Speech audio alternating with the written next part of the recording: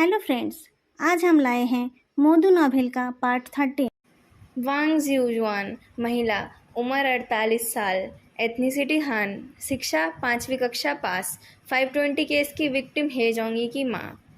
10 साल पहले उनके हस्बैंड की एक्सीडेंट में मौत हो गई थी। वो खुद बहुत बीमार थी। बास्केट बना के और बहुत कम रेंट के घर में रहकर वो गुजारा कर रही थी। यान सिटी आने से पहले वो सिर्फ अपने प्रोविंस के कैपिटल के हॉस्पिटल तक ही गई हुई थी। यान सिटी वो पहली बार आई जब उसने अपने एकलौते बेटे को हमेशा के लिए खो दिया। ये छोड़कर उनकी लाइफ में मेंशन करने जैसा कुछ है ही नहीं। उनके मन के फीलिंग्स की भी कोई इम्पोर्टेंस नहीं है। जो भी कार सिटी ब्यूरो के पास से गई हो उन्हें इन्वेस्टिगेट करो, लोवेंजो कहता है। फ़ोन को लोकेट किया? कैप्टन, उनका फ़ोन बुरो के पास से कूड़ेदान में मिला। लोवेंजो वॉकी टॉकी उठाता है और फिर रख देता है। उसके पास कहने के लिए कुछ नहीं था। वो इरिटेट होकर एक्सीलेटर दबाकर बोलता है, क्यों?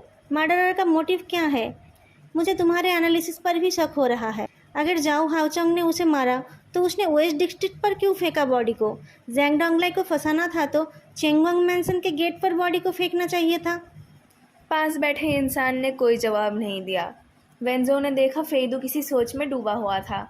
उसकी नज़रें रोड पर फिक्स्ड थी। वो हिल नहीं रहा था, बस उसकी उंगलियां चार चार की बीट बजा रही थी।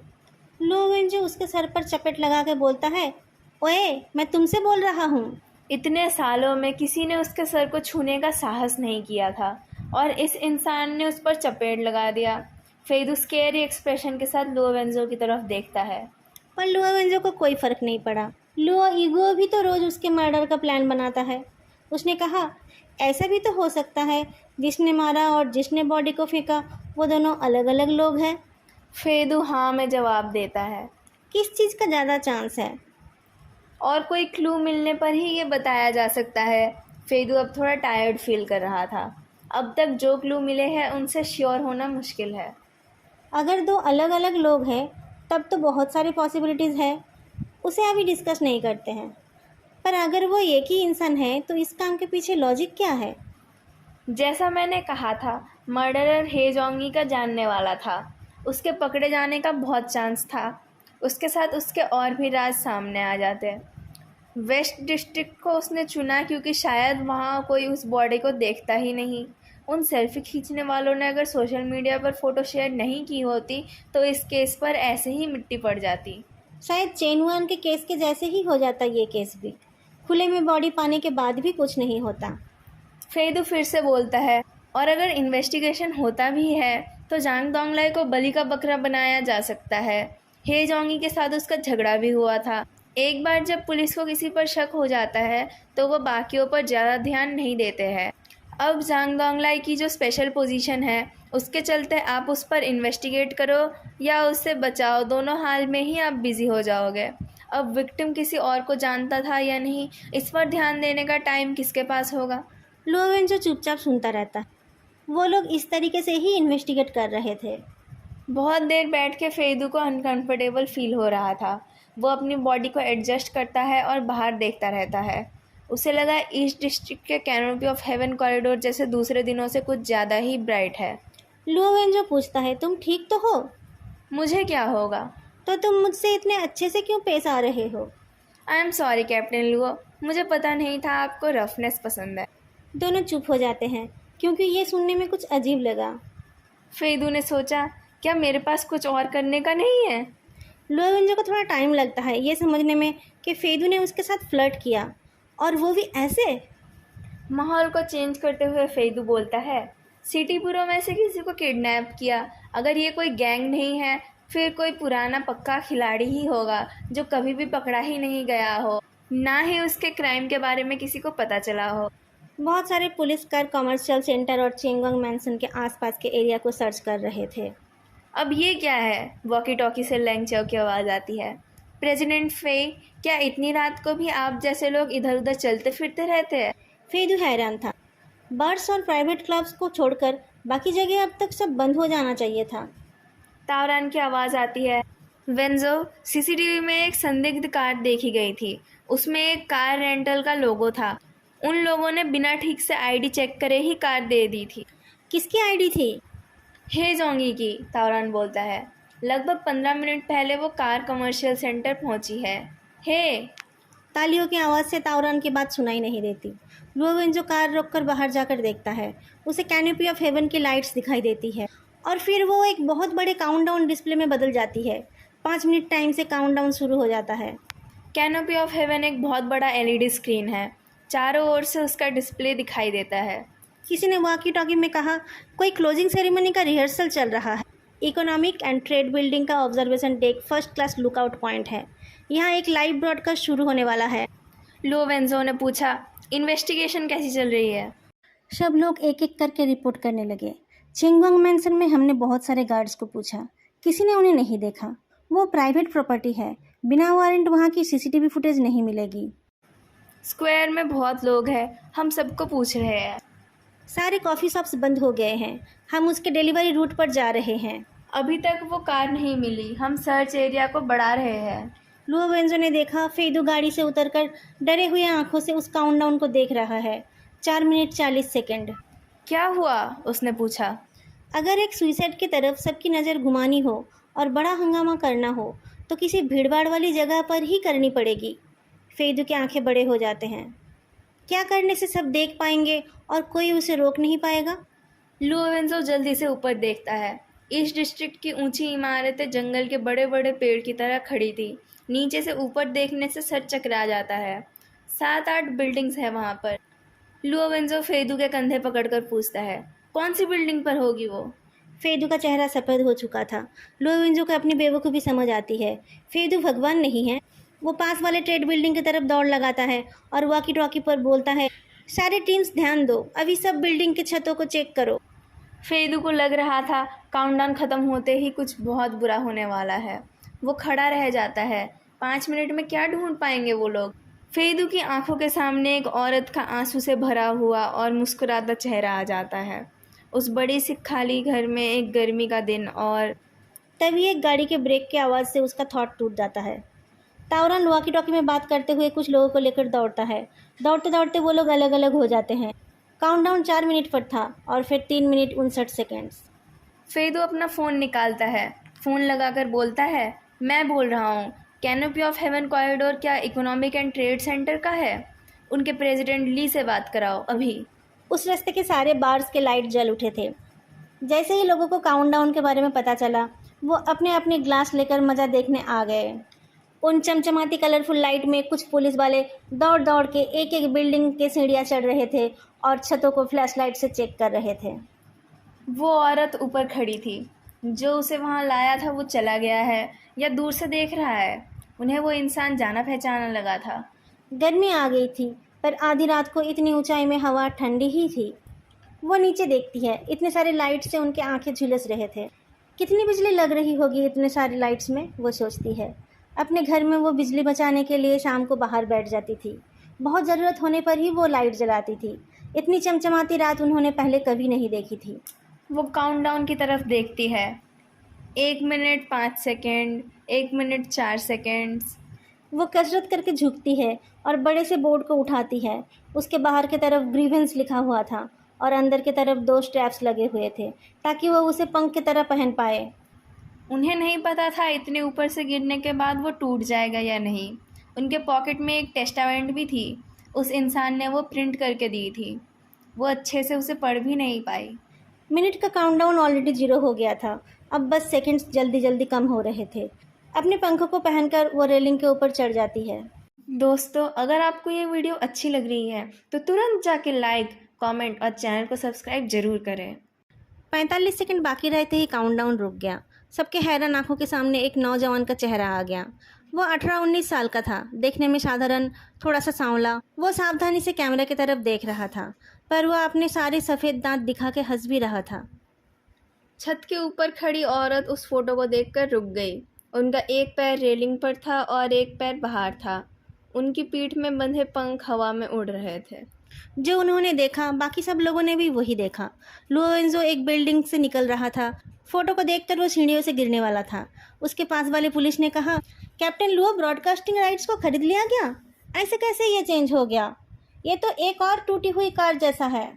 वो फेदू की टूटी हुई रेसिंग कार के बारे में बोल रहा था। चुप हो जाओ। लोवेंजो ने दौड़ना बंद नहीं किया। उसने वॉकी टॉकी में कहा, कार मिल गई? हर जगह देखो, ड्राइवर को देखते ही पकड़ लेना। कार के मैन्युफैक्चरर, मॉडल और नंबर फेदू को दे दो। स्क्रीन में देखकर लोगों को रिक्वेस्ट करो उस कार को देखते ही कॉल करें। उधर ट्रेड सेंटर बिल्डिंग के कंट्रोल रूम में कुछ लोग बहुत बिजी थे, वीडियो प्रोसेसर, रिकॉर्डर, ये सब लेकर। इन सब के बीच फेदू अपने आप को शांत रखने की कोशिश करे जा रहा था। वो चुपचाप एक कोने में खड़ा था। अचानक उसके सामने लाइट जल उठती है। प्रेसिडेंट फे, सब कुछ रेडी है। छत के ऊपर वो औरत अपने बेटे के फ़ोटो को देखे जा रही थी। ये एक अजीब बात है। वो बहुत साधारण दिखता है। रास्ते में शायद कोई उसे दोबारा मुड़ के नहीं देखेगा, पर उनकी नज़रों में वो बहुत ही प्यारा था। आदि अनंत काल तक भी उस चेहरे को देखकर उनकी आस नहीं मिटेगी। पर ऐसा हो नहीं सकता। उन्हें याद आता है उनका प्यारा बेटा अब इस दुनिया में नहीं है। वो दांत पीसकर अपना दूसरा पैर आगे करने जाती है। मरने के बाद शायद वो दोनों मिल पाए। तभी फ़ोटो चेंज होकर एक वीडियो चालू हो जाती है। वाइट बैकग्राउंड और बहुत सारे लाइट के वजह से वीडियो आंखों में चुभने लगी। ब्लैक शर्ट में एक यंग मैन दिखाई देता है। इस लड़के को ही वो अलविदा कहना चाहती थी, पर समय ही नहीं मिल पाया। उस आदमी ने माइक्रोफोन को पकड़कर कहा, हेलो आंटी, आपकी खबर नहीं मिली और खबर ना मिलना मेरे लिए अच्छी खबर है। आपसे कुछ कहने के लिए मैंने ये तरीका अपनाया। अगर आप सुन रही हैं तो प्लीज़ 2 मिनट समय देकर मेरी बात सुन लीजिए। वांग जियुजुआन डरे हुए आंखों से उस वीडियो को देखती है और अपनी गर्दन हिलाती है। फिर उन्हें याद आया वो उन्हें देख नहीं सकता। लुओवेंजो सेंट्रल स्क्वायर पार कर रहा था। उसके बाएं कान में लगे हुए ईयरबड से वो सबकी प्रोग्रेस के बारे में सुन रहा था। उसने कहा, कुछ लोगों को सेंट्रल स्क्वायर में लगा दो, सिक्योरिटी गार्ड से भी हेल्प ले लो। किसी को ऐसा कुछ कहने मत देना जिससे मदर है की मानसिक स्थिति बिगड़ जाए। बड़े से स्क्रीन पर फेदू बोल रहा था, आंटी, अगर मेरी अपनी माँ जिंदा होती तो वो आपकी उम्र की ही होती। ये सुनकर लुओवेंजो की नज़र स्क्रीन की तरफ चली गई, पर वो रुका नहीं। वो स्क्वायर के ओपन ग्राउंड को क्रॉस करते हुए बोलता है, ग्रुप 3, रोड साइड के सारे बिल्डिंग के रूफ पर कैमरा है, उनको वहीं से चेक करो। तावरान, तुम ये देख लो। ग्रुप 4, मेरे साथ ईस्टर्न जेमिनी बिल्डिंग पर चलो, इसके कुछ फ्लोर अंडर कंस्ट्रक्शन है, उस जगह पर वो मिल सकती है। फेदू बोलता है, मैं जोंगी से ज़्यादा घर आता था। उसको तो कड़ी मेहनत करके आपके ट्रीटमेंट के लिए पैसे कमाने होते थे। मैं तो बस स्टूडेंट था। हर हफ्ते मेरी माँ फूलों को चेंज करके नए फूल लगाती थी। मेरे लिए अच्छे अच्छे खाना बनाती थी। मेरा कमरा साफ़ करके रजाई को धूप लगाती थी। कोई हाउसकीपर नहीं था, वो ये सब खुद करती थी। क्या आप भी जोंगी के लिए रजाई धूप में देती थी? वांग जुईजुआन खुद को संभाल नहीं पाती, वो रो देती है। पर एक दिन जब मैं खुश होकर घर आया तब मुझे फूलों के बदले सूखे हुए डंठल मिले। सारे पर्दे बंद थे और घर में मौत की बू आ रही थी। डरते हुए मैं उनके रूम में गया तो मुझे धूप लगाया हुआ रजाई नहीं, उनकी लाश मिली। फेदू थोड़ा रुक जाता है और फिर बोलना शुरू करता है, आपने कहा था मेरी माँ ज़रूर मेरा रास्ता देखती रहती होगी। पुलिस ने कहा मेरी माँ ने पिछली रात को ही खुदकुशी कर ली थी। उन्हें पता था मैं कब आऊँगा। मैं उसी टाइम पर ही आया करता था। मॉम, मैं आपसे हमेशा ये पूछना चाहता था, कौन सी माँ अपने बेटे के आने से पहले जानबूझकर अपनी लाश सजा के रखती है? मैं तो हमेशा सोचता था कैसे अच्छा लड़का बनकर आपको खुश करूं, कैसे पैसे बचा के आपकी ट्रीटमेंट कराऊं, कैसे मैं कर्जा लिए हुए पैसे वापस करूं। मैंने अभी तक वो पैसे वापस नहीं की और अब मैं फ्रीजर में अकेला पड़ा हूँ, घर भी नहीं जा सकता। क्या आप मुझे यहीं छोड़ना चाहते हो? अगर आप ऐसी निर्दयी हो तो आपने ऐसा क्यों दिखाया था कि आप मेरी परवाह करते हो? रेलिंग के ऊपर बैठी वांग जियुजुआन धीरे धीरे झुक जाती है। फेदू चुप हो जाता है और मन में 5 तक काउंट करता है। वीडियो के कोने में उस मिस्टीरियस कार के मैन्युफैक्चरर, मॉडल और नंबर दिखाई देते हैं। वांग जियुजुआन ना तो इतनी पढ़ी लिखी थी कि वो पढ़ पाए, ना ही उसने उन पर ध्यान दिया, पर वहाँ उपस्थित लोगों ने देखा और अपने जानने वालों को भी फ़ोन करके बताया। कैप्टन लुओ, जेमिनी बिल्डिंग के कंस्ट्रक्शन टीम ने कहा कि वो लोग इस वीकेंड में पूरी बिल्डिंग के इलेक्ट्रिक सिस्टम को चेक करने वाले हैं, इसीलिए 1 घंटा पहले ही उन लोगों ने बिल्डिंग की पावर कट कर दी है। लुओवेंजो की इंजर्ड पीठ उसे इतनी तकलीफ दे रही थी कि उसका मन हो रहा था वो अपनी पीठ को ही बॉडी से अलग कर दे। वो बिल्डिंग की ऊंचाई को देखता है और अपने जबड़े को दबाते हुए बोलता है, ऊपर चलो। फेदू ने अपने आप को हेजोंगी के साथ मिला दिया था। कुछ समय चुप रहकर वो उस कनेक्शन को तोड़ देता है और बोलता है, आंटी, कातिल तो अभी तक पकड़ा नहीं गया और आप इन सब चीज़ों को समझ भी नहीं पाई। हड़बड़ी में आप जो ये कर रही हो, अपने बेटे को क्या कहोगी? मैं आपसे प्रार्थना कर रहा हूँ, आप जहाँ भी हो जल्दी से स्क्वायर में आ जाओ। हम सब आपको ढूंढ रहे हैं। हम सब मिलकर कातिल को पकड़ेंगे और उसके बाद आपको जोंगी को घर भी ले जाना है। और मैं भी आपसे और बातें करना चाहता हूँ। क्या आप मुझे एक मौका और देंगे ताकि मैं ये सोचूं कि मैं अपनी माँ को देख रहा हूँ? वांग ज़्यूजुआन अब ज़ोर से रोने लगती है। उन्होंने जो हिम्मत जुटाई थी वो कहीं खो गई। जब वो नीचे देखती है तब उनके पैर कांप उठते हैं। वो दूसरी ओर देखती है पर फिर भी संभल नहीं पाती। वो रेलिंग को पकड़कर वहाँ से उतरने की कोशिश करती है। पर वो रेलिंग वहाँ पर बस ऐसे ही लगाया हुआ था, वो फिक्स्ड नहीं था। जैसे ही उन्होंने रेलिंग को पकड़ा वो हिल गया। वो अपना बैलेंस खोकर गिरने लगी। डर से उनकी आंखें बड़े बड़े हो गए।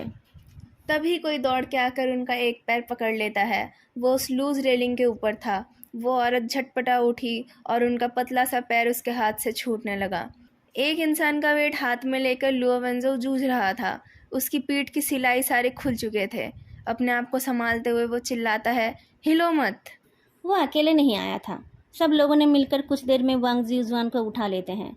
तब तक वो बेहोश हो चुकी थी। लुओ वेंजो अपने आप को बहुत बहादुर समझता था, पर अब वो खड़े रहने लायक भी नहीं था।